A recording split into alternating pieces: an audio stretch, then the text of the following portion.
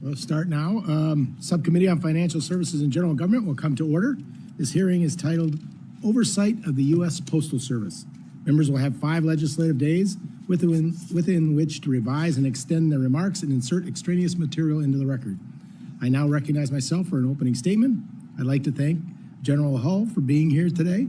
The United States Postal Service is a mainstay for most, if not all, of our constituents and our communities. Its operations are vast, with 640,000 employees working to deliver millions of pieces of mail and packages daily. Yet the Postal Service has faced significant financial challenges over the last several decades. Except for the fiscal year 2022, the Postal Service has incurred losses in each of the fiscal years since 2007. Last year, the USPS lost more than $9.5 billion. The Office of the Inspector General, OIG, plays a critical role in righting the Postal Service ship. It's more than 900 employees across the country protect the integrity and the accountability of America's Postal Service, its revenues, its assets, and its employees. There's no better example of the OIG's importance than with the Postal Service Delivering for America Plan, or DFA. The DFA is a 10-year strategic plan intended to transform the Postal Service into self-sustaining and a high-performing entity. However, the DFA has been controversial. It has impacted mail service and delivery, particularly in rural communities. The OIG has identified issues with the DFA's launch of the Regional Processing and Distribution Center in Atlanta, Georgia, and with the Local Transportation Optimization Initiative in Richmond, Virginia. And according to the OIG, many of the projections of which the DFA was developed are no longer relevant. In addition to the challenges of the DFA, mail crime has increased significantly over the last several years. The OIG plays a critical role in investigating crimes that occur within the Postal Service and throughout the mail system. For example, in fiscal year 2024, the OIG arrested 89 individuals involved in narcotics trafficking and helped secure 65 convictions. God bless you. In total, the OIG's investigative division has completed just under 1,400 investigations, leading to 401 arrests and a return of approximately $11 million to the Postal Service. Finally, in conducting many of the audits and investigations, the OIG has embraced the use of technology. I look forward to learning more about how the OIG leverages technology, including the use of AI to conduct its work. Again, I want to thank you for being here today, and I now recognize the ranking member, Mr. Hoyer.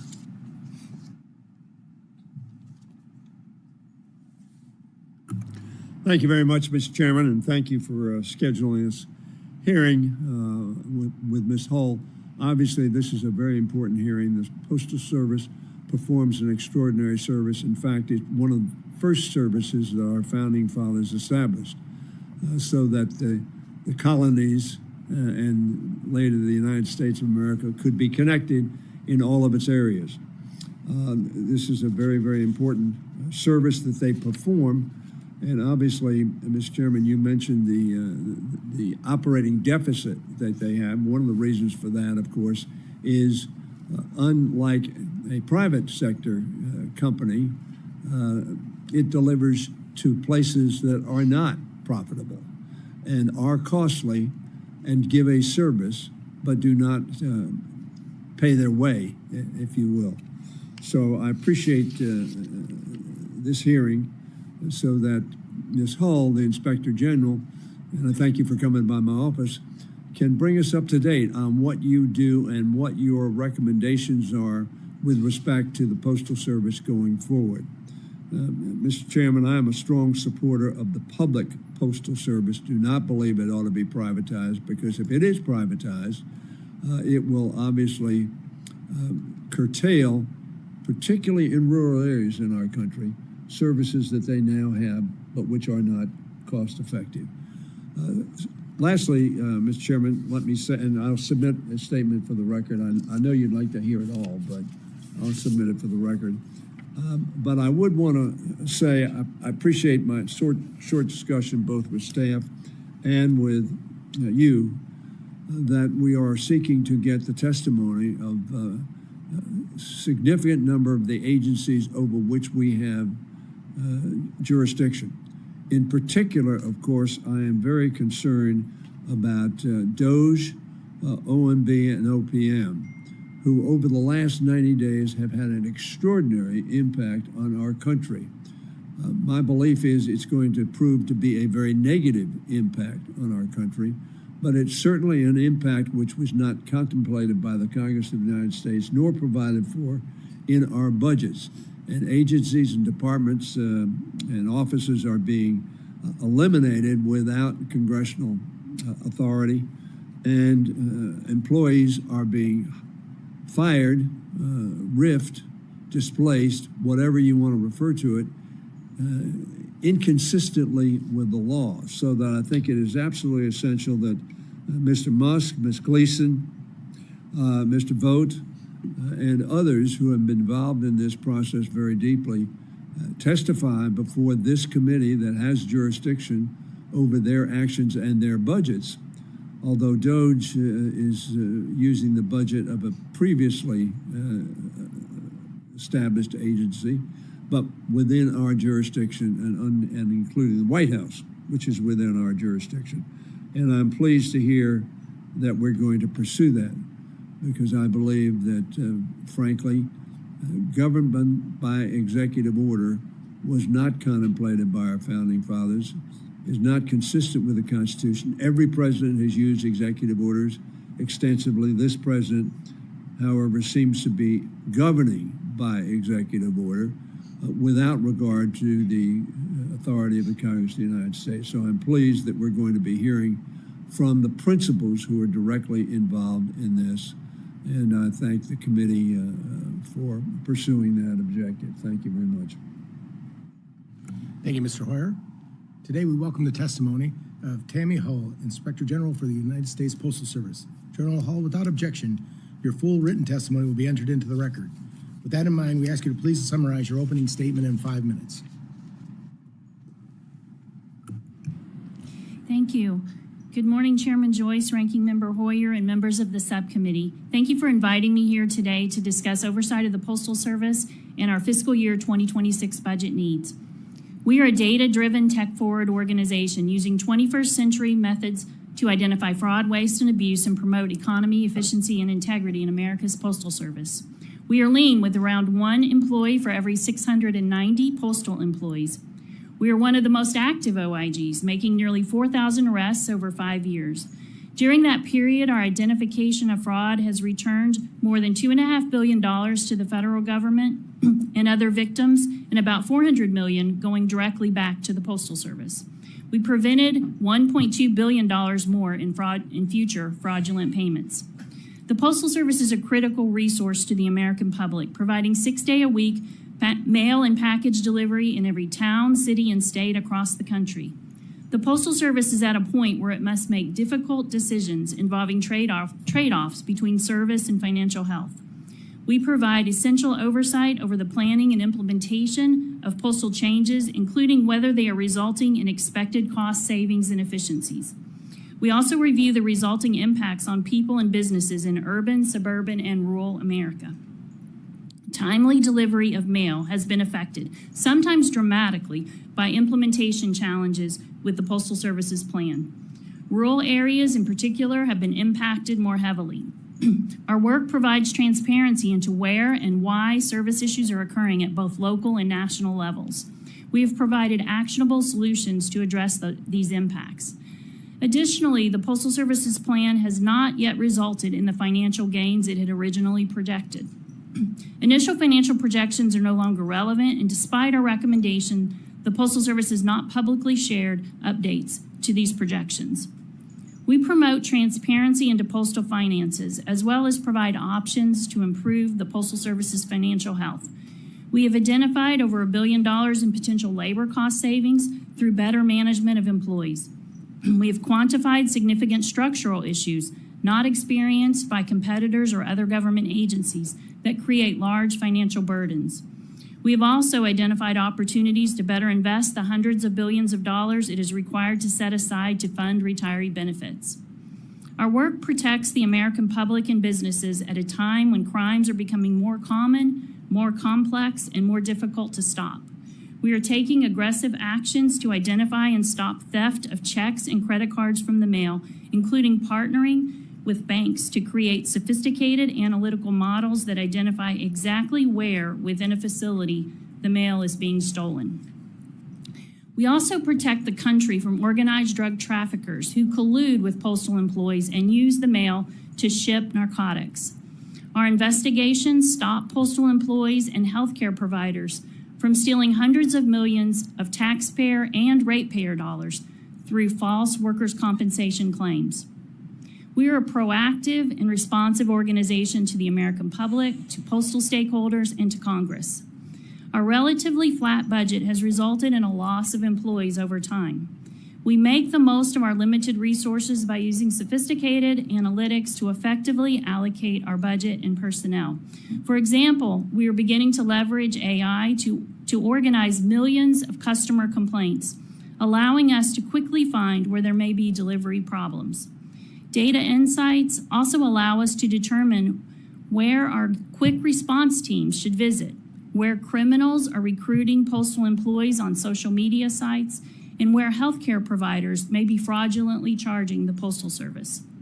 While data analytics and AI have allowed us to be more strategic and efficient, they have also highlighted how much more we could do. We've identified more than 100,000 potentially actionable leads that we do not have the resources to address. A decline in funding will only make that worse. For fiscal year 2026, we originally asked for a budget of $306.7 million, all of which would be funded by the Postal Service and not tax revenues.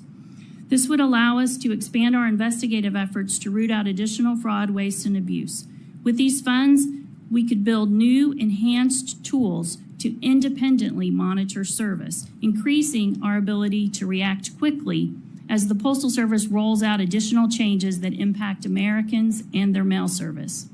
We are proud to keep Congress and the American public informed about the Postal Service, and I'm happy to answer any questions you might have. Incredible timing as well. I now recognize myself for questions. General Hall, for the first quarter of fiscal year 2025, there were 2 U.S. Postal Service districts in Ohio, one of which includes my district, that were among the worst service performance for single-piece first-class mail service. The Ohio 1 U.S. Postal Service District, which includes the 14th Congressional District, reported on-time 2-day mail service only 72% of the time. 3 to 5 day mail was on time approximately 59% of the time. Disturbingly, the other U.S. Postal Service District was worst scoring for their performance in quarter 1. General Hull, why has service performance declined over the last decade? Your office has undertaken several audits examining the services that U.S. Postal Service provides, particularly as part of a Delivering for America plan. Why is on-time delivery so difficult? And in your opinion, is Delivering for America failing us? And how can we ensure that the Postal Service is providing quality, cost-effective services? Thank you for the question. I think some of the challenges the Postal Service has faced relate to many of the changes that have been implemented with the DFA. When mail flows change, it's a big network, and when changes are made to the mail flow, a lot of things break, and that has happened with the DFA. I think some of the things that the Postal Service could have done to prevent some of these things, we saw for example, in Atlanta when they implemented the large RPDC, that they did not do a good job of making sure the staff was ready for it, that supervisors were trained, that people were in place so that when the changes were implemented, they could be absorbed more easily and more quickly.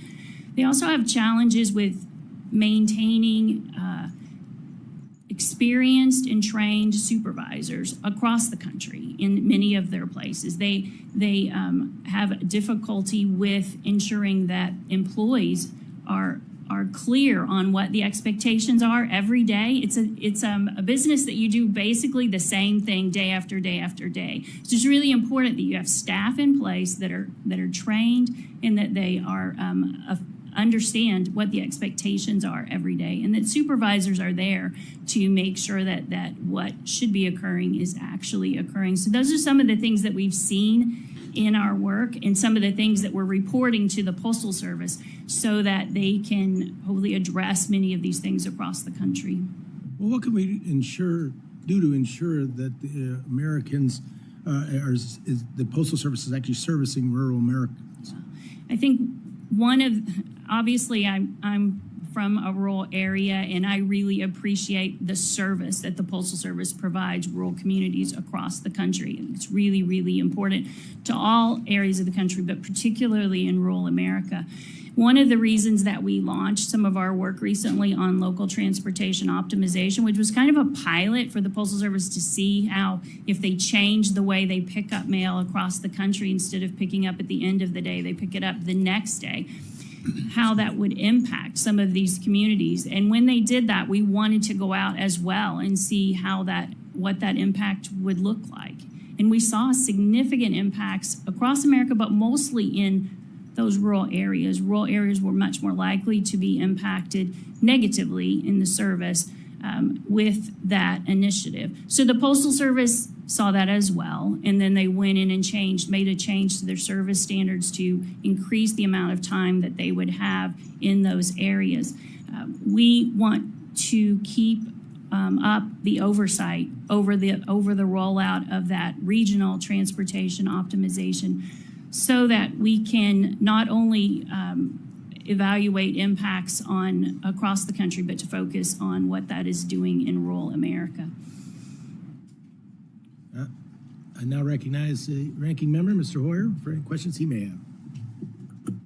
Thank you very much, Mr. Chairman. First of all, let me ask you, what impact did the have on your service of freezing at the 24 levels of funding? I'm sorry? What impact did the continuing resolution at 24 numbers have on your agency, and what could you not do that you think you needed to do in order to effectively do your job? Yeah, appreciate it. We have, over the last couple of years, lost more than 10% of our staff.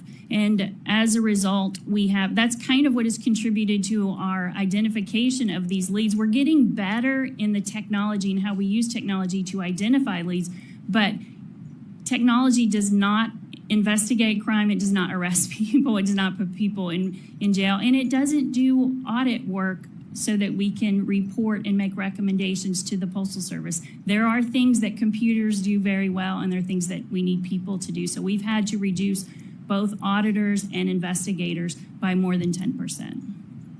And what can you estimate the cost of that? The recovery or the fraud or waste that was not identified? Right. There's clearly an impact in that. We identify about $13 for every dollar that is spent on our budget. So there's a significant impact in that. I think we as an OIG are a little bit different than other IGs in that we have slightly more than half of our staff are in the investigative side, because the Postal Service has such a large employee population that move things of value across a network. There's lots of opportunity for mischief. And so there's impacts not just in identification of potential efficiencies. There's also significant implications on our ability to stop crime, shipment of narcotics, also theft of checks and credit cards in the mail. What was your total savings for the previous fiscal year from the investigations that you did? Yeah, we generally identify about $1 billion on the audit side a year, and then about $250 million or so in the investigative side, but we'll get you the specific numbers on that. Thank you for that. Last question would be,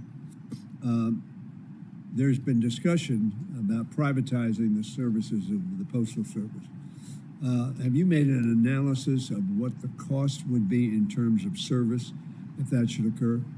Yeah, we recently issued a white paper, a research paper on where we looked at 25 posts around the world. And some of those posts have been partially or fully privatized. We wanted to kind of look at the implications of that, what it might mean for the Postal Service. And what we found as it relates to privatization is that it's a long road. It's not an easy thing to do, and it takes a long time for those that have been privatized. In fact, in the last 10 years, only one post in the world has been privatized. Most of the privatizations occurred much longer ago. The only post in the last 10 years that has been privatized is the Israeli post, which is much, much smaller, as you can imagine, than the Postal Service. The posts, the larger posts that have been privatized that we looked at, it took years to privatize. The service is different there than it is in many of the non-privatized posts. And some of the long-term large liabilities that the Postal Service is facing, some of those that were there in some of those other posts were moved to the government to be paid for before the privatization occurred, so that the post could be privatized. There's lots and lots. It's complicated, and if any of your staffs are interested in digging in deeper on that analysis, it's a really good paper, but it's very detailed. We'd love to sit down and talk with you all more about it. Thank you. Perhaps you could submit that for the record. Sure. Thank you. Thank you, Mr. Chairman. You're welcome, sir. The chair now recognizes the Congresswoman from Iowa, Ms. Hinson. Thank you to our chairman from Ohio, the great state, and our ranking member as well for holding this hearing. And thank you, Inspector General Hull, for coming to testify today. You know, I think it's absolutely critical that the American people can trust that their important documents, whether it's bills or just regular mail or election ballots, that those are getting from A to B safely and securely. And so I'm encouraged to hear more about your process in making sure that we are eliminating that fraud, waste, and abuse, and we are going after those bad actors.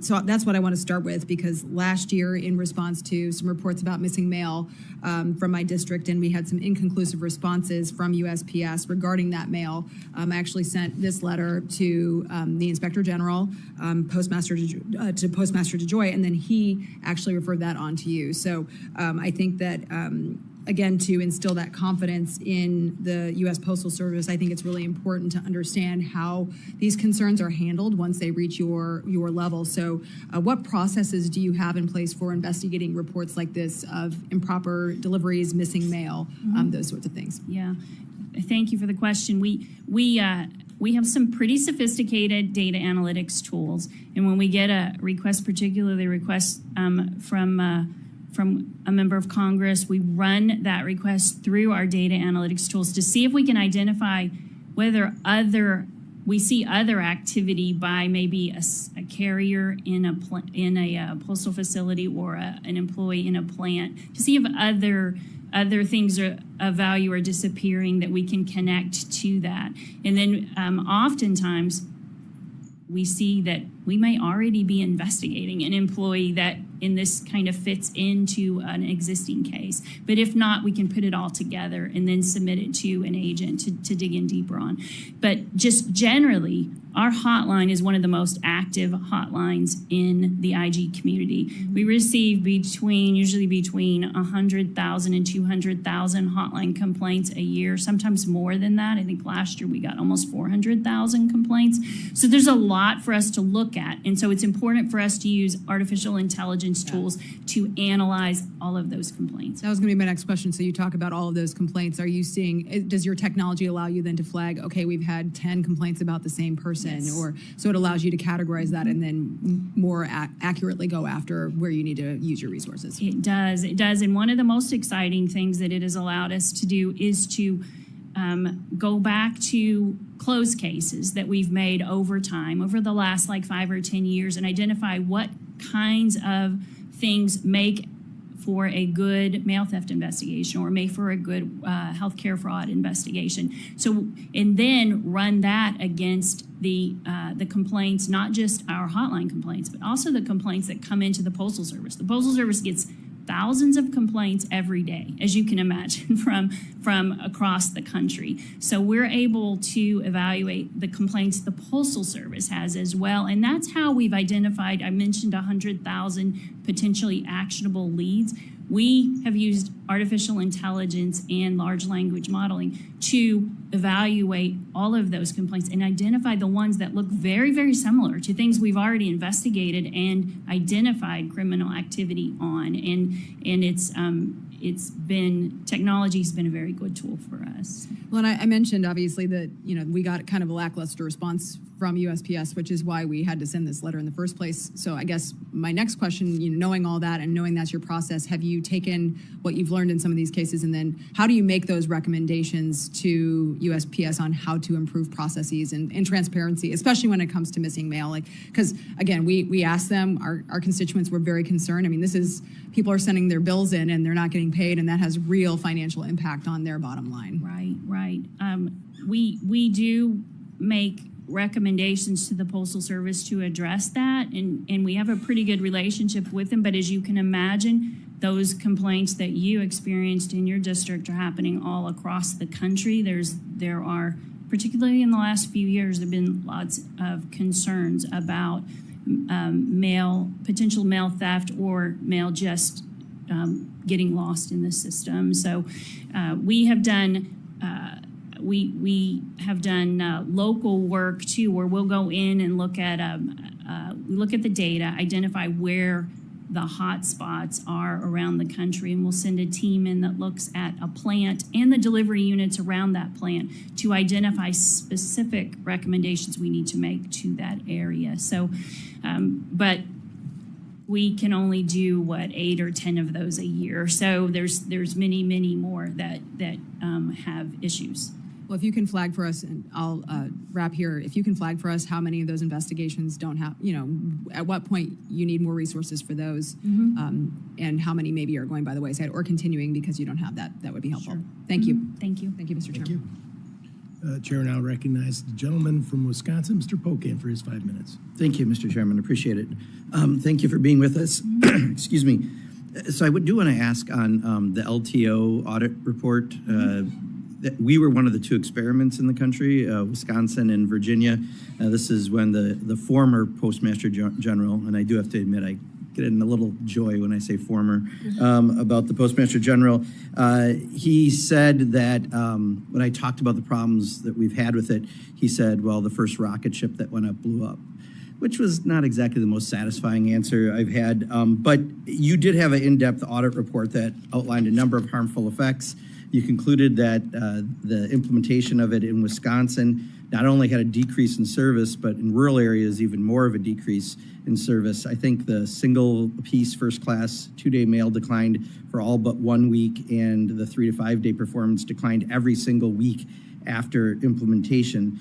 So clearly the response by someone who's normal would have been to say we better reevaluate this before we go farther, and instead this is being expanded now nationwide, if I understand right. So I guess my questions are, can you talk a little more about what we learned on those harmful effects, and if this is going to be rolled out nationwide, which if I understand right, it is being rolled out, what's being done differently so that they also don't have rocket ships that blow up?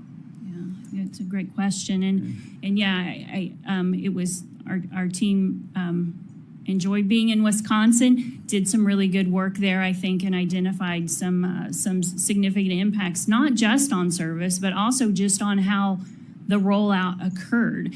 There were collection boxes that weren't being emptied so that the mail could enter into this system because they didn't understand how the process worked, and that some of the drivers that went out to pick up the mail at the end of the day also were picking up mail from collection boxes. So lots of challenges. The Postal Service, as you know, after the pilots that occurred in those locations, submitted a service standard change and is to give themselves more time in some of these rural areas to get the mail into the system, and is rolling out, I believe actually went forward with the rollout on April 1st.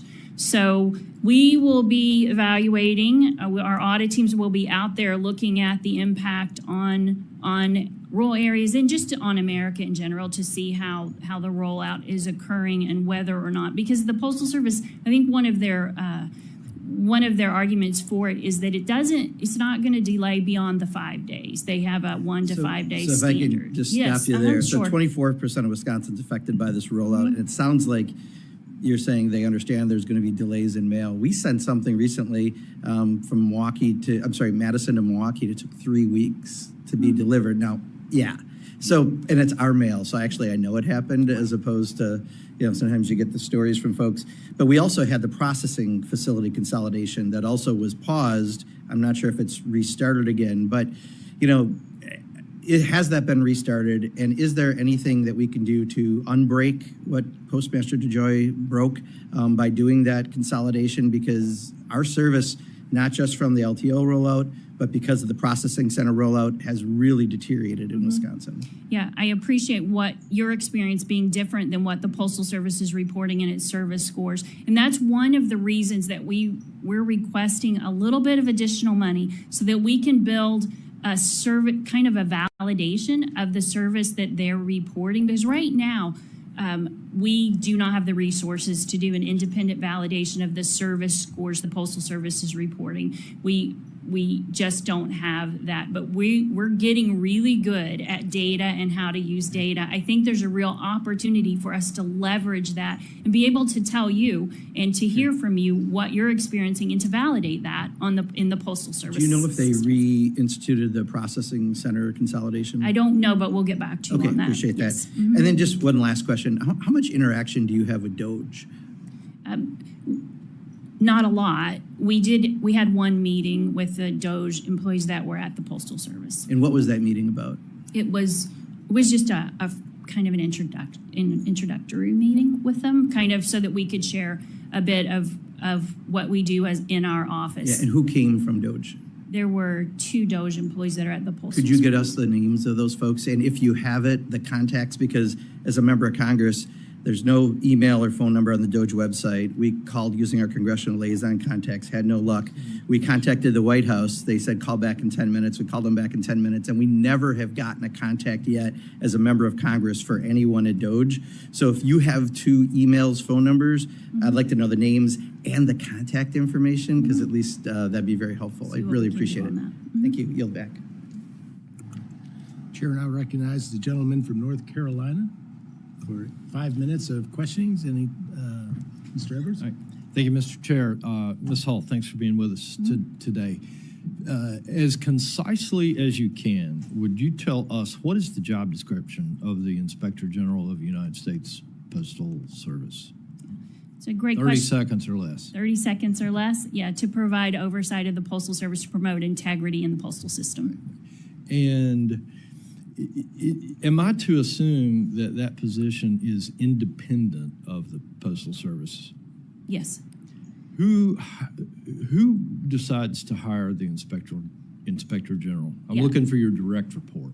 Yeah, at the Postal Service, it's different in the Postal Service than it is in some agencies, but at the Postal Service, the Inspector General is hired by the independent governors on the Board of Governors. And just recently, it's a little nuanced because 2 or 3 years ago, we also became the overseers of the Postal Regulatory Commission. And so the commissioners on the Postal Regulatory Commission are now also involved in the hiring process. I was already the Inspector General at the Postal Service, so they were not involved when I was originally selected, but they would be involved in the future. And so these boards or entities that you're describing is responsible for your hire, are they part of the Postal Service? They're like a board of directors over the Postal Service, I guess so, yes. Who do you report to directly? As in the Inspector General, I have the responsibility to keep the head of the agency and Congress fully and currently informed. So we mostly connect in the Congress with the oversight committees and then with the Board of Governors. So just an observation, more for this panel, I think, than for you, is I'm not detecting independence. When I think of an Inspector General, my vision is that is the auditor of an entity, someone who is totally severed from the decisions, the process, and as a public servant, I take a lot more confidence in knowing that who we have overseeing and reporting back to Congress is really independent of the decision makers, the people that would hire that individual. The thing that cued me into this was Ms. Hull's opening statement. She used the words "we" and "our" probably about 50 times. That doesn't indicate to me independence. Nothing against you at all. I'm not criticizing you. I'm just wondering if we've got the right structure, particularly with an entity that's costing taxpayers so much money. And so that's a great big red flag here. And also I have to observe the number of times that you requested funds. Probably at least 3 times in this testimony I heard you say we're asking for a number of funds. So I just suggest to the panel that doesn't reek of independence. And I think that if we really want a more efficient government, the folks that we have overseeing it and reporting back to Congress should truly be independent. And so I'm hoping that that we can pursue this in some manner. My last question is really because the talk is that the United States Postal Service is not funded by the taxpayer, that it somewhat stands independent. But when I look at the fact that we've got losses year after year, those losses have to be backfilled by capital from somewhere. So could you describe to this panel what are the source of funds for operating capital in the years where we run deficits? Yeah, that's a great question. The Postal Service is very cash-oriented business, as you can imagine. The long-term liabilities are very significant for the Postal Service. So in many cases, when the Postal Service runs a deficit, it is not contributing to some of those long-term liabilities, like some of the retirement fund liabilities they are not making the contributions to those that they would make if they did not run a loss. So that's the short answer. There's a longer answer, and we can get back to you and your staff. And I would love to talk to your staff more about that independence thing as well. So, thank you, Mr. Chair. I yield. Thank you, Mr. Edwards. Now recognize the gentlewoman from Washington, Mrs. Glusenkamp. Thank you, Mr. Chairman. Brave attempt at Glusenkamp. We're doing great. My name's Marie. Glad to meet you. So my background, we used to run an auto repair shop. And one of the things that you know about if you're working in, have you ever heard of the term Kia boys? No. So is this phenomena where like basically they've, these keyless entry cars, they can dupe the signal and you can like buy the dupe online. And some of these Kias have become uninsurable in certain cities. Like the theft rates are just like off the charts. There's a real problem. And we're seeing that in other things. Just like the idea that technology is going to solve a problem is often, it's kind of a false hope. So this is kind of intersecting with another issue, which is I live in a really rural community. We are losing our pharmacies hand over fist. And so more and more, and we're an older population. So we have more and more people who are getting their prescriptions through the mail. I've heard about a shift to using digital keys on U.S. postal boxes. And I'm wondering, I know that like there's a high incentive to get into those boxes if you're trying to steal prescription drugs. And I also know that, when there is a,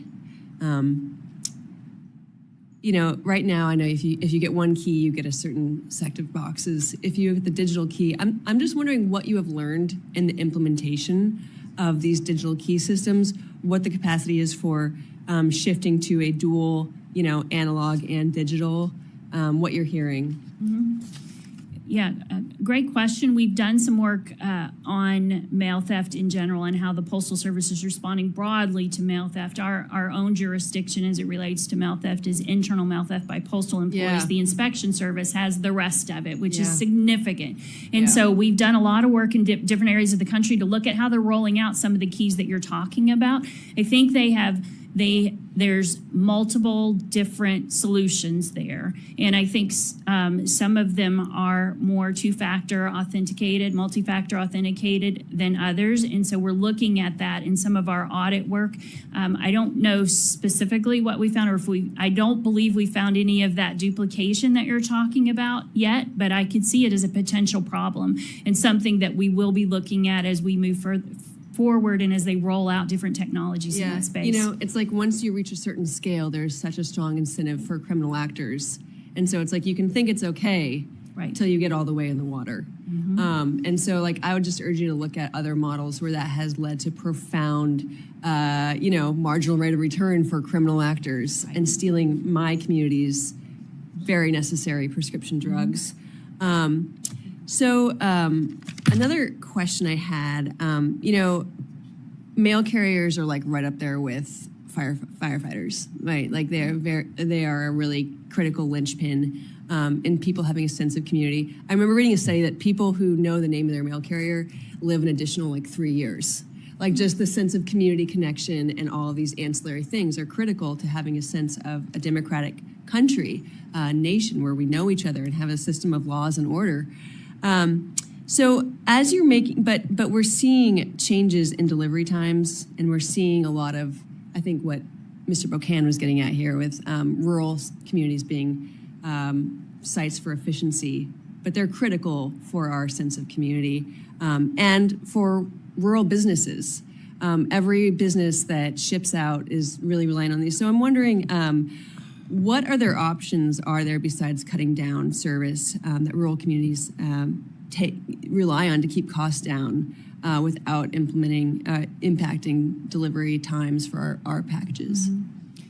Yeah, I think obviously there are general efficiencies in the system, trying to identify more effective or efficient ways of doing business. I'm not sure that those are significant enough. That we identify probably about $1 billion a year in efficiencies to be gained in this system, and also potential revenue, additional revenue to be gained. The Postal Service is losing more than that in its finances, and so they're making some trade-offs. I'm not, I know that there's concern about some of the trade-offs that they're making, some of the decisions that we're making, and we at the OIG have similar concerns. We want to make sure that service is maintained in rural America the way that it needs to be maintained. I think some of those choices are going to be some of the difficult things moving forward for the Postal Service as it looks at its financial condition and determines. But we've also identified some structural issues, and I want to point to those. Those are larger and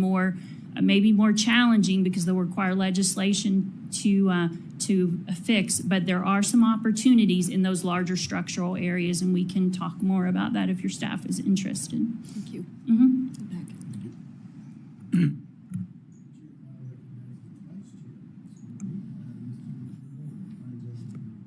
Thank you, Mr. Joyce. I appreciate that welcomed introduction. It's my job on this side of the aisle to back cleanup for us. I'm the fourth person to go here. We've talked about a couple of different important issues, and I appreciate you being with us today. I want to talk a little bit about safety of our letter carriers, because since 2020, over 2,000 carriers have been assaulted or robbed, often for the arrow keys that Ms. Glusenkamp-Perez was talking about, that unlock dozens of mailboxes, opening the door to identity theft and financial fraud. Shockingly, and this is crazy to me, a mere 14% of those incidents wind up becoming prosecuted. In one case, a carrier was robbed at gunpoint, and the criminal got just 30 days. I think the safety of our postal workers shouldn't depend on geography or a prosecutor's discretion like that. It must be a national standard backed by serious consequences. Ms. Hull, are you aware of the Protect Our Letter Carriers Act, H.R. 1065? Yes.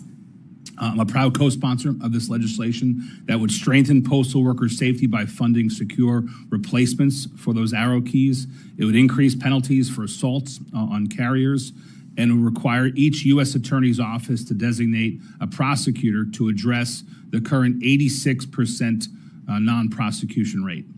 Based on your experience, the job that you're in, and your position, do you believe these provisions would help reduce the incidence of assaults on letter carriers?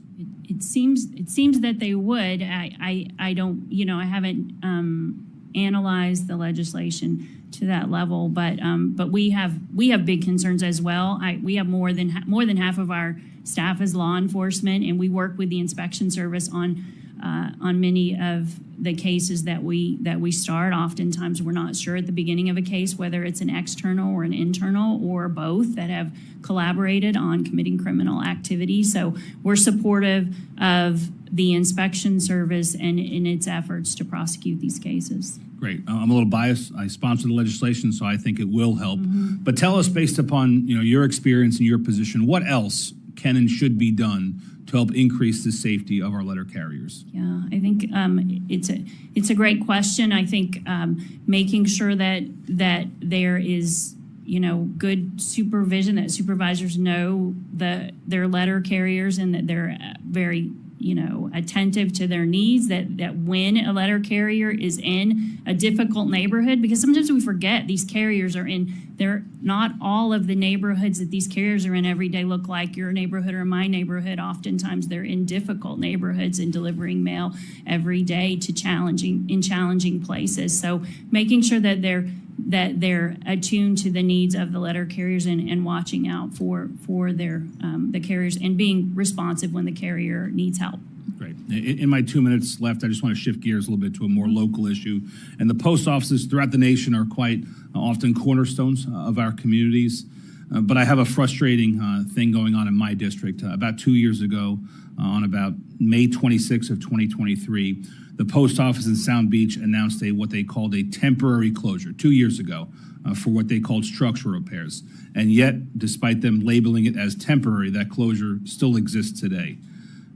For those 2 years, nearly 9,000 residents have been left without access to essential postal services and have been forced to go to a neighboring township, Miller Place, just to pick up their mail.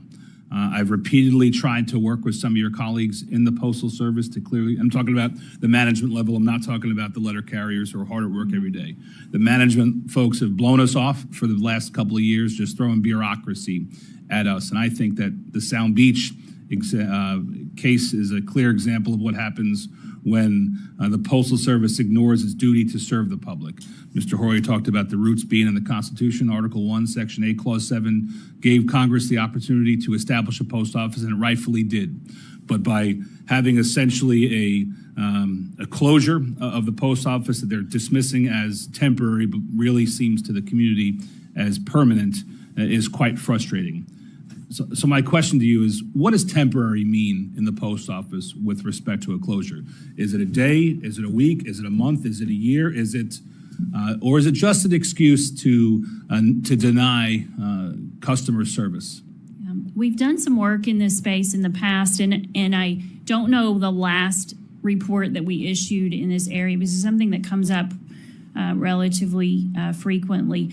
So I don't know the answer on the definition the Postal Service uses for temporary, but I do know the problem that you express is not just in your district, it's in other places across the country. And it's something that we will look back into the work that we've done, and if there's a need to go back in and look at that again to see what the Postal Service is doing with these temporary closures, we will get with your staff and talk more about it. We'd be happy to, because I know it's a concern that happens frequently. If you'll indulge me, Mr. Chairman, you as the Inspector General oversee fraud issues, right? What's the definition of fraud, basically? Fraud is, this is probably not the dictionary definition, but it's taking money that doesn't belong to you. With the intent to deceive. It's Yes. doing something with the intent to deceive in order to get a gain. Yeah. I think that telling our customers this is a temporary closure is an element of fraud. They're not telling the truth. They intend to save money by keeping services low, reduced, or even zero. And I think it's fraudulent. I think your office can look into that. We can look into it. Thank you. Chairman. Chair now recognizes the gentleman from Georgia, Mr. Bishop, for any questions he may have for 5 minutes. Thank you very much. I was looking at the Postal Regulatory Commission's advisory opinion, and it made a number of recommendations. Can you comment on the extent to which the Postal Service has acted on those recommendations? I probably am not the best person to answer that question. I don't know what they have done in response to the advisory opinion, except for the fact that they went ahead and rolled out the change on April the 1st. And the advisory opinion actually suggested that it was not ready for rollout. Right. And of course, it identified a number of deficiencies in modeling and et cetera. You mentioned that there had been some consultations with your office, with DOJ. And I understand that I know that on January 13th, the Postal Service announced a voluntary early retirement program in an effort to reduce its workforce by an additional 10,000 people. And apparently in 2021, they shedded about 30,000 employees. As the Inspector General, do you feel that, or does your office feel that it was wise to make staffing reductions of that scale without regard for the existing local resources and the needs? And could a reduction in the workforce of this size aggravate the already identified delayed mail and inefficient delivery problems experienced by the Postal Service? I imagine that it could. I also think that the Postal Service is a massive organization, and it's hiring thousands of people every year and letting thousands of people go every year. So it just depends on where those people are reduced from. If those locations are ones where they're already understaffed, then obviously it will have a significant impact. But it also could be absorbed because of the size of the employee population. It just depends on where that occurs. But you're also in hiring the new people, and can you tell me, is there a net one-to-one replacement in people who are leaving and those who are coming in? I don't know the answer to that, and I doubt that there. Is that within the scope of your work? Yes, and we've done some work on hiring at the Postal Service and identified challenges in the hiring process and identified many times where employee availability is a contributor to service issues. Sometimes they have employees that are on the rolls that aren't coming into work, and that's part of the problem. Sometimes they haven't hired effectively and brought in the people that they need to get the work done. Isn't that a human resource personnel management? It is. Isn't that a management function? Yes, but we do audit work. We don't handle that. We do audit work to do oversight of the Postal Service's activities in that space. But you track that, though, as a part of your work. Yes. And I know that I have experienced, and my constituents complain to me constantly that they go to post offices and they don't have enough workers there to accommodate their needs. Right. They have to wait, or sometimes the post offices in some of my rural communities don't even open because they don't have enough personnel in the event that there's a sickness or an accident that the post office.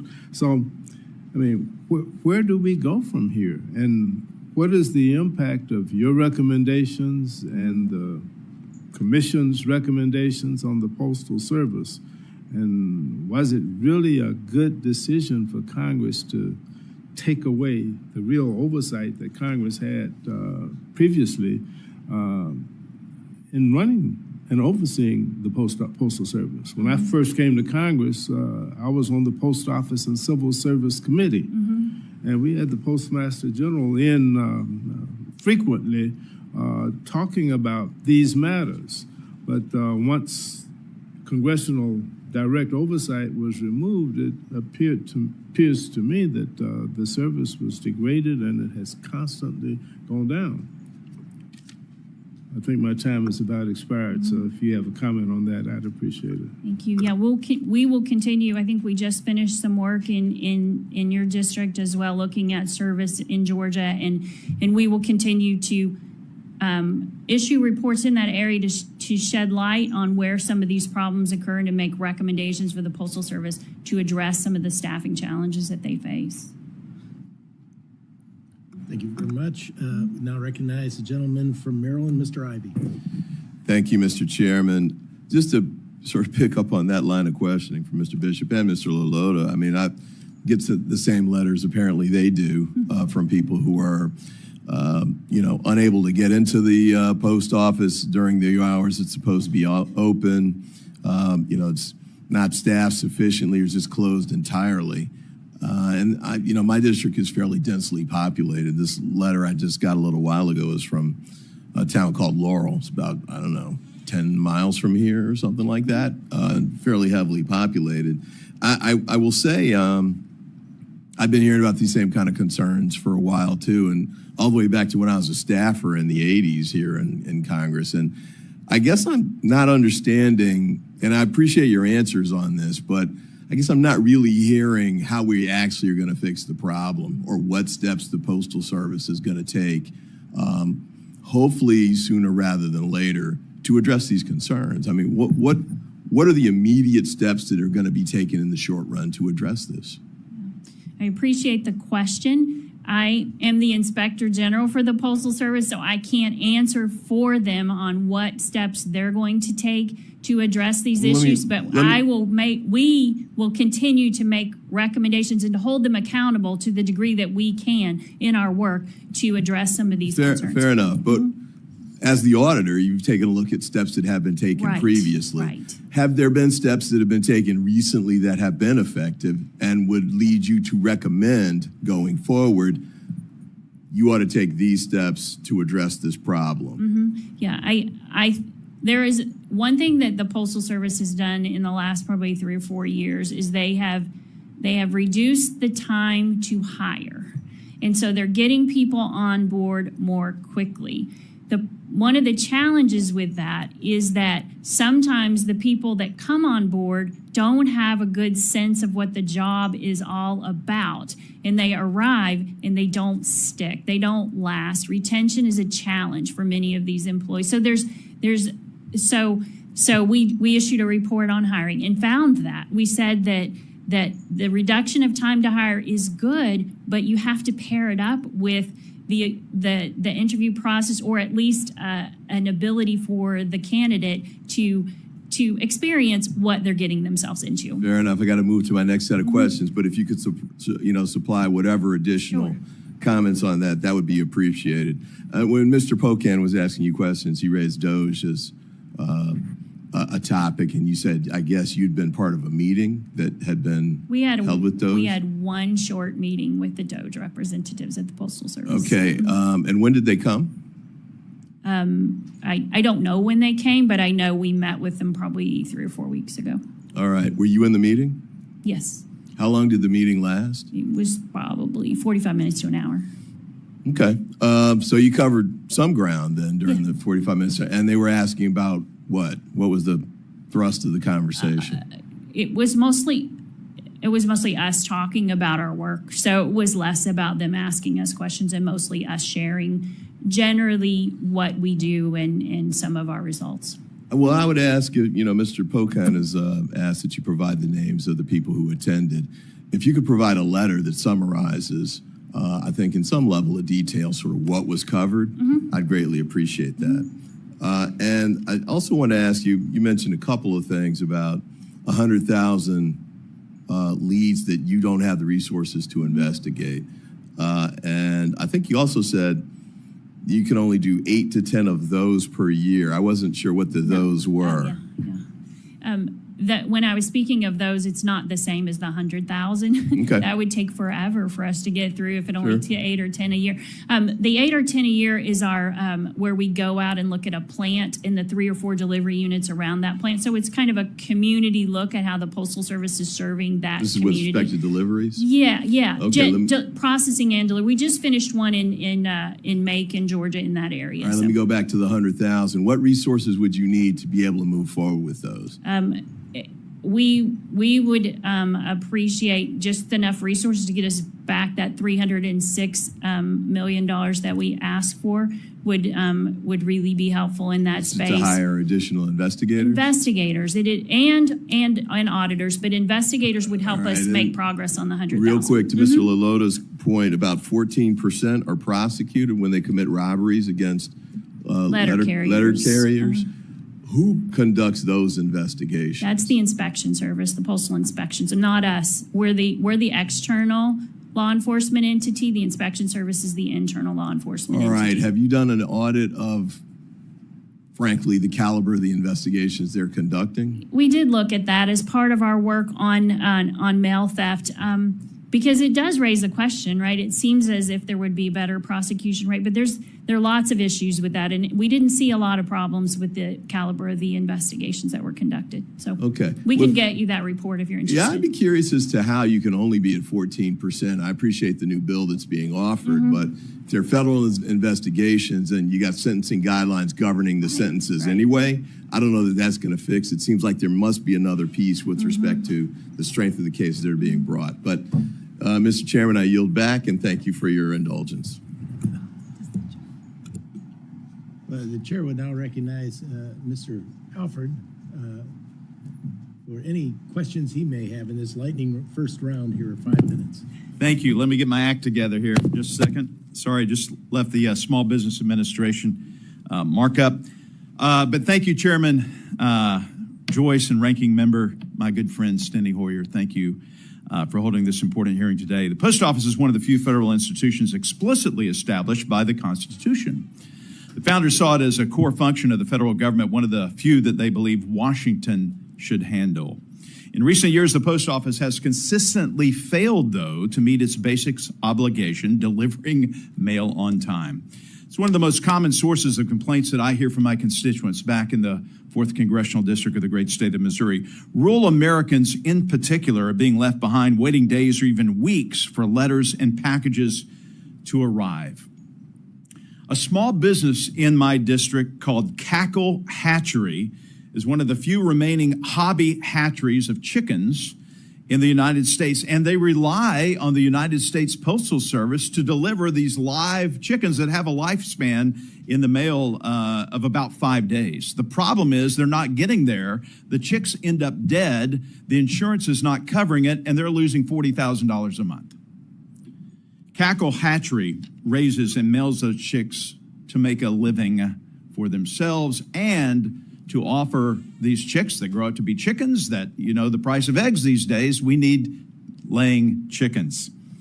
Well, another constituent has told me that due to delays in receiving their paycheck, they face having their electricity and heat shut off due to overdue bills. They want to pay the bills, but it's not getting to the people, the utility companies. Delays like this are why I was proud to introduce the Pony Up Act alongside Congressman Graves and Congressman Cleaver, a bipartisan bill to force the post office to compensate constituents for any late fees due to late delivery of bills. Ms. Hull, thank you so much for being here. We had a great discussion before this committee hearing began. Do you think the Pony Up Act or similar legislation would help incentivize the post office to deliver mail to rural Americans on time? I haven't analyzed the bill in depth, but I do believe that work to put attention on this area and to really push the Postal Service to deliver on time would be a good thing. I'm very interested in the business that you spoke of that ships baby chicks.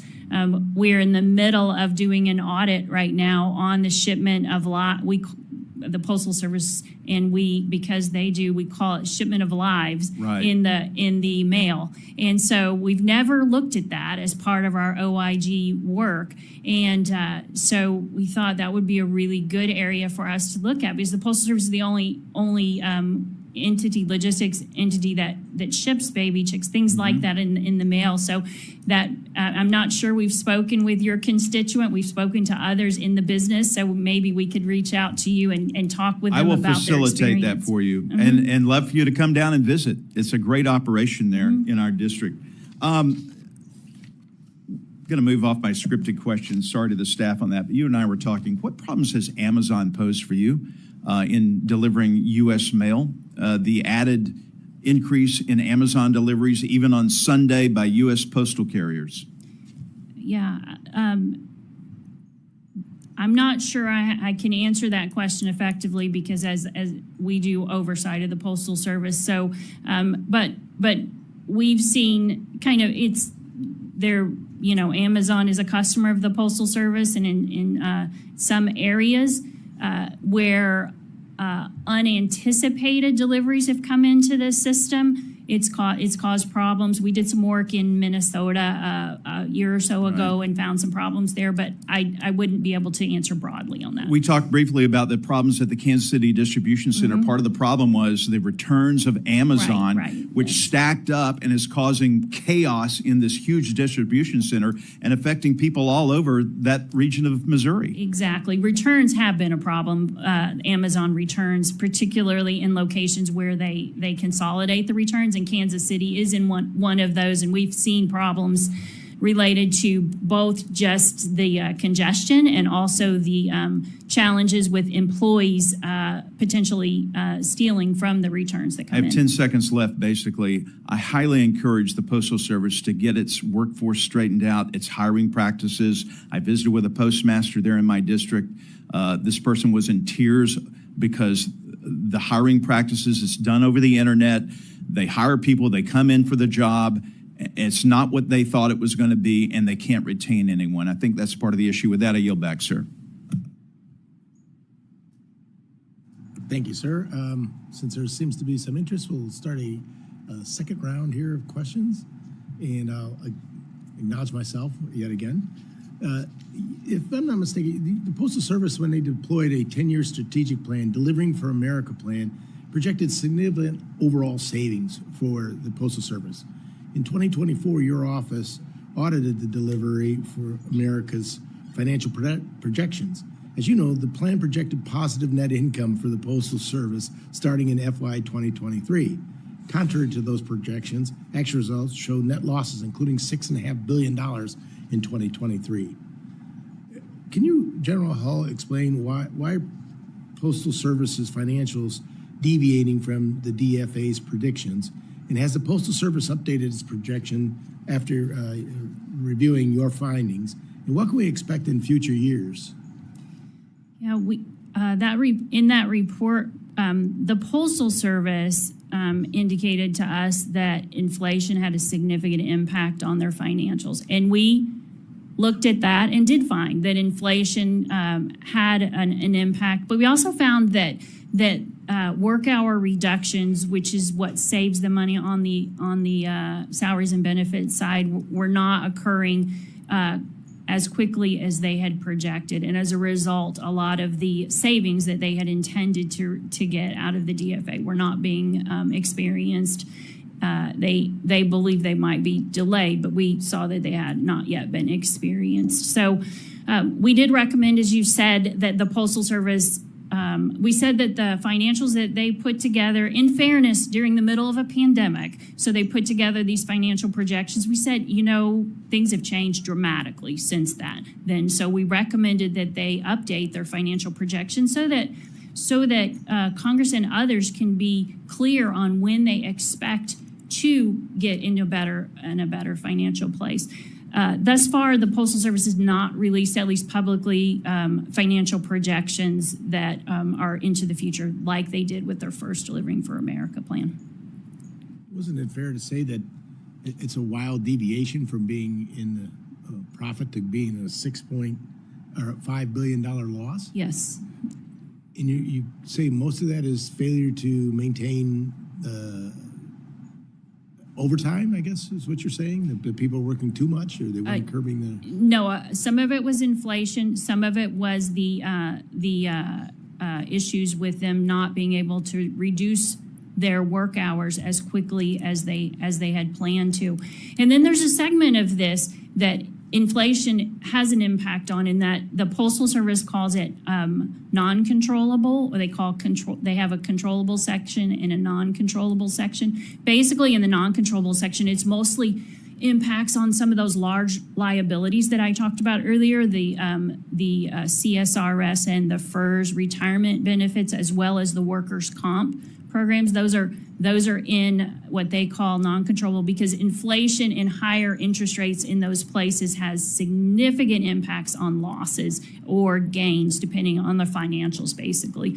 So they have a controllable and a non-controllable. It's complicated. The Postal Service financials are kind of difficult sometimes to decipher, but yes, they clearly were far from what they originally projected, which is why we believe that it would be very beneficial to them to come out with additional new projections. Do you think it'd be beneficial to deviate from the original Delivering for America plan to something that works? I think that obviously there have been many issues in execution of that plan. So I think looking at the plan is not a bad thing to see if there are needs to change the direction. Recognize Mr. Hoyer for any questions he may have. Thank you very much, Mr. Chairman.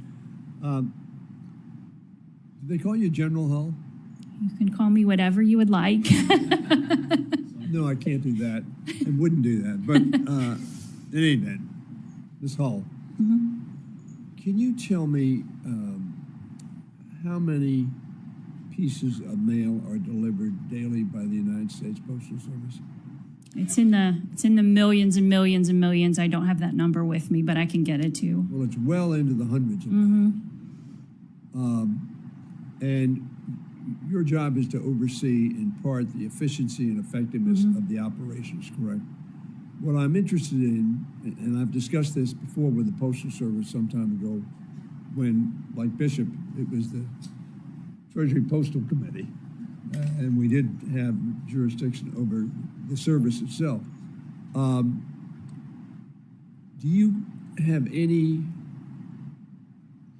knowledge of whether efficiency vis-a-vis hundreds of millions of pieces of mail being delivered on time at the right site to the person that was the addressee, vis-a-vis the mistakes and the slowness of delivery? In other words, have we gotten less efficient, more efficient, stayed the same? Is that part of your analysis that you do? Yeah, I'm not sure that we have done that analysis. We've tracked things like service over time, trending in service. I think one of the challenges the Postal Service faces is that mail volume, as significant as it is, has declined pretty significantly over time. And we have a paper that's coming out probably in the next month or so that talks about mail declines over time and projections into the future of what that could look like, because you have to think about that as you move forward and determine how to size your network and where you need staff and things like that. In many respects, that's due to digital communications. Right. Yeah. I'd like to get some sense, and by the way, I think our committee also has an interest in what you say reporting to the Oversight Committee in terms of that, because to some degree that impacts on our responsibilities as well, and yours. I want to go to DOJ that met with you. Was there, at any time, was there a discussion about any study that related to the complement of federal employees or postal employees that were needed to do the job that was expected of them? In other words, what I'm saying, was there anything which DOJ or you based your analysis on the proper level? I happen to believe the government needs to be right size. And whatever we ask them to do, they need the right number of people to do it. And if we don't want to do it, we need to cut the number of employees. But I have not heard of any studies on which DOGE is relying to come to a level of employment, particularly when you send 2 million people a notice that you can quit if you want, and we'll pay you for the next 6 months. Do you know of any such study, and was any discussed? I am not aware of any study, and we did not discuss that when we met with them. Thank you, Mr. Chairman. Thank you. Now recognize the gentlewoman from Iowa. Thank you, Mr. Chairman, for the second round. I want to move on to facilities and kind of some of the current concerns we have there. In December 2024, then Postmaster General DeJoy claimed over 31,000 facilities were in shockingly horrible condition with over $20 billion in deferred maintenance. And so my biggest concern with this is I am worried about not only the conditions for the workforce, but also for executing their jobs effectively. So do you think that these deferred maintenance issues and the, frankly, ill-equipped buildings are actually slowing down services for the American people?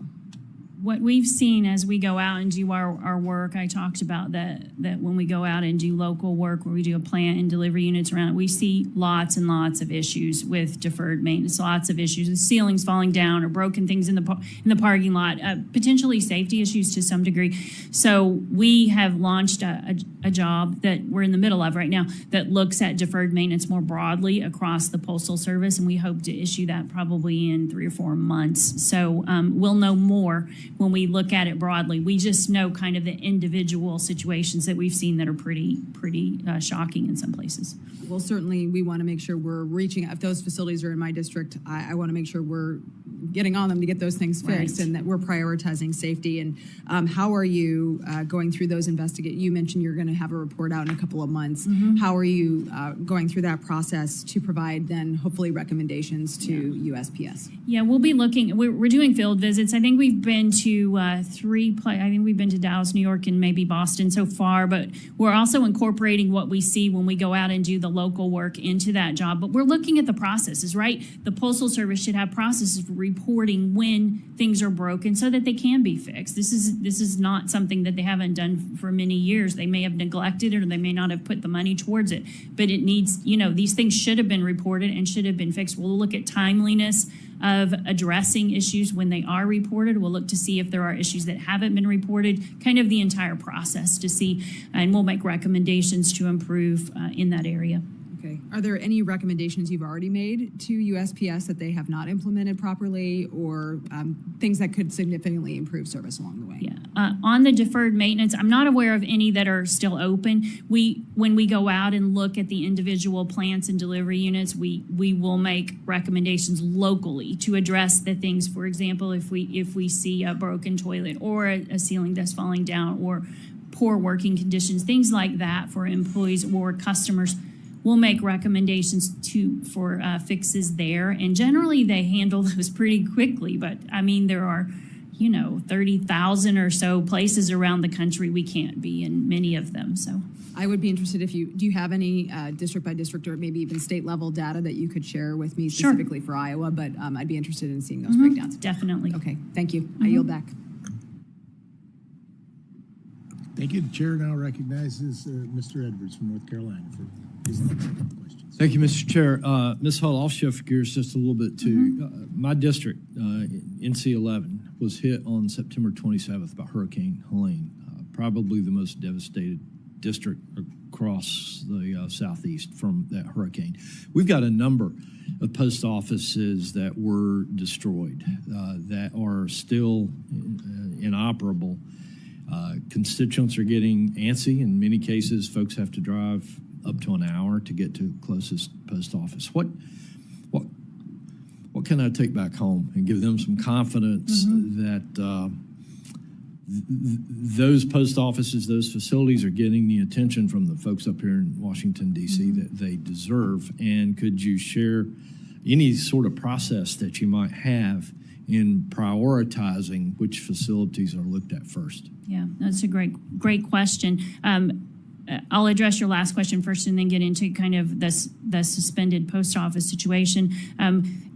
generally, when we're deciding where to go and look in those local projects, we look mostly at service level data. We look at how the community is being served in the service scores, whether there are routes that are not being delivered, things like that. We haven't, I don't believe, incorporated post office suspensions into that. That might be a good thing for us to incorporate. But to get to your question about the post offices in North Carolina, that's something that I will take back and we'll see. We have done, as I told Congressman Mr. LaLota, that we've done work on post office suspensions in the past. I don't know how long it has been, but we'll go back and look to see if that's something that we should do again, and if so, we'll incorporate the work there. We did go during the election process because the hurricane came through right, I think in October, September, late September, October. We did go out and look to see how the post offices in your district were handling that, because there were some concerns about voting by mail and how that was going to be impacted. So we did do some visits there in that election cycle, but it's something that we could go back and revisit. I'll just say thank you. I'm definitely going to have my staff follow back up with you, but because it was 7 months ago. Right. We were hit by this storm, and we still got post offices that are not operable. Folks are getting impatient, and they deserve the service that they had before. So, thank you. Thank you, Mr. Edwards. Now recognize Mr. Alford. You've done very well here. You got in. Now you're getting 2 lightning rounds in. And No, I love it. Thank you. Appreciate that. I love having the second round. We can dig a little bit deeper. And thank you, General Hall, for, again. I don't know if you covered this because I was in small business. Did you talk about the local transportation optimization in your testimony? We did speak a little bit about it, yes. Can you delve into that? Explain how this works and why, when you did your audit in, I think, Virginia, it showed an 86% of the zip codes affected by the LTO plan were in rural areas, and that service performance went down significantly in the weeks following that. How is that affecting my district in rural Missouri? Yeah, we when the Postal Service decided to do this, basically what it is doing is it used to go, the Postal Service used to go out at the end of every day and pick up mail that had come into the post office during the day, and then bring it back in the evening at night to be run at the processing plant.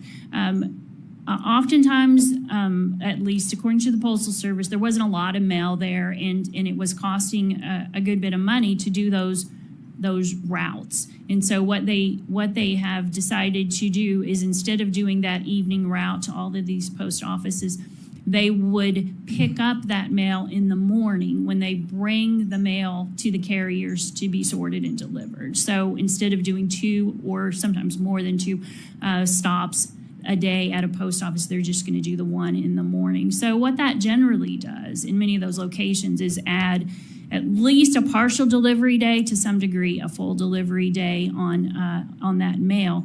The Postal Service maintains that the LTO that they did was a pilot project, and they did it in, I believe, 15 locations around the country. And then they filed a service standard change to add a day of a delivery to the service standard for those locations that would cover be that impacted. loss. Yes.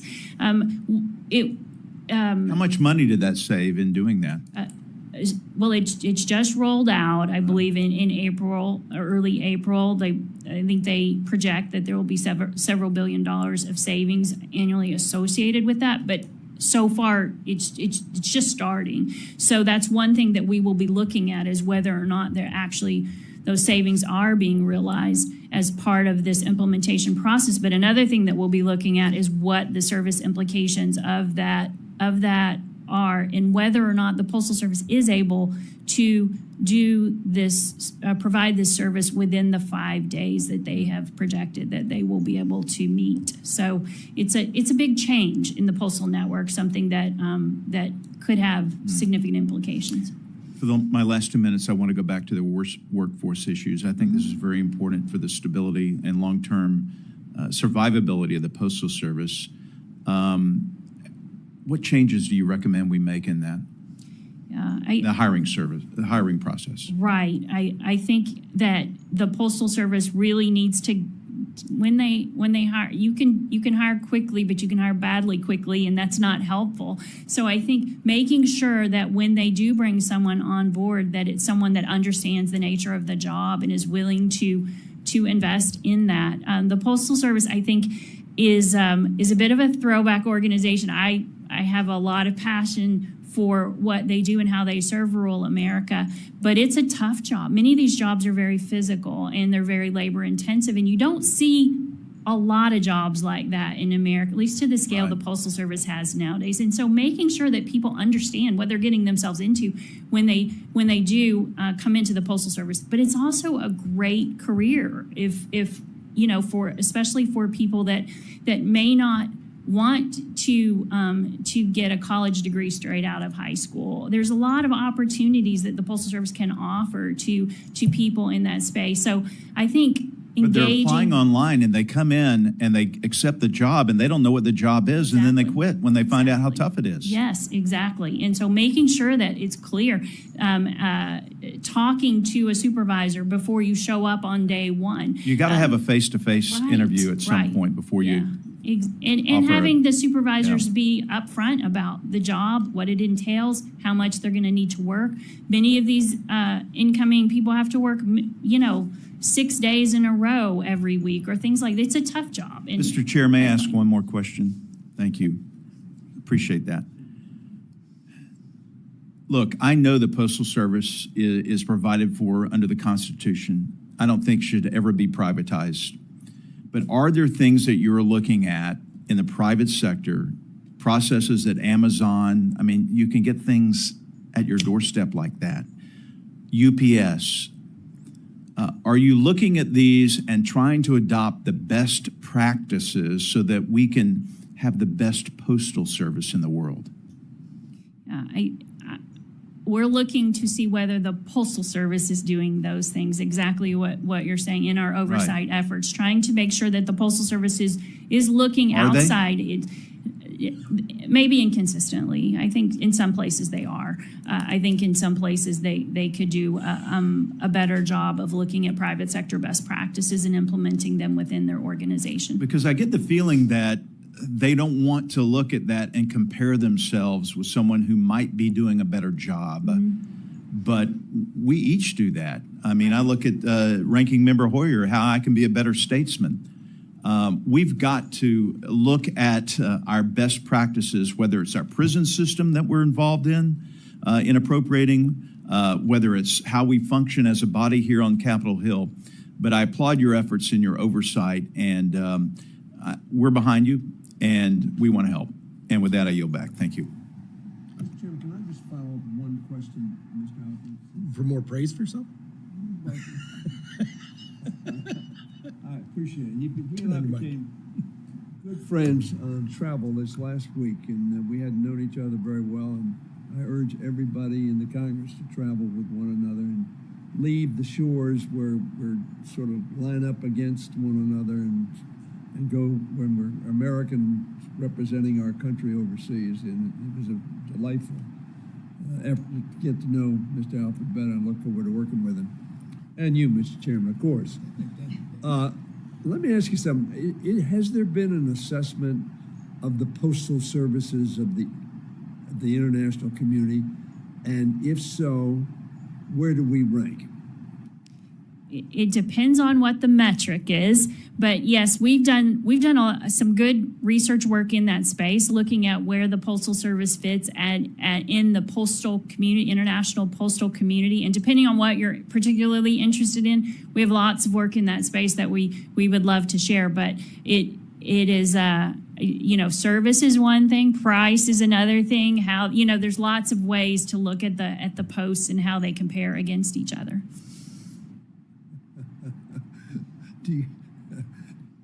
I understand a lot of metrics. Has there been any assessment of where we stand, generally speaking, in the postal services of everybody has a postal service? Yeah, again, we've done some, we did, for example, we did some work on looking at first-class mail stamp prices and how the Postal Service compared, and actually found that the Postal Service is one of the least expensive posts around the world to mail a first-class letter.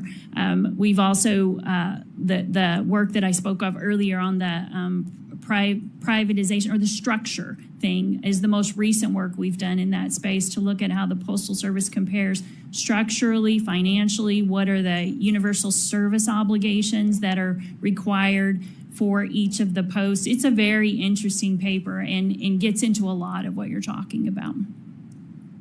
Thank you. Thank you, Mr. Hoyer. And with that, our hearing has concluded.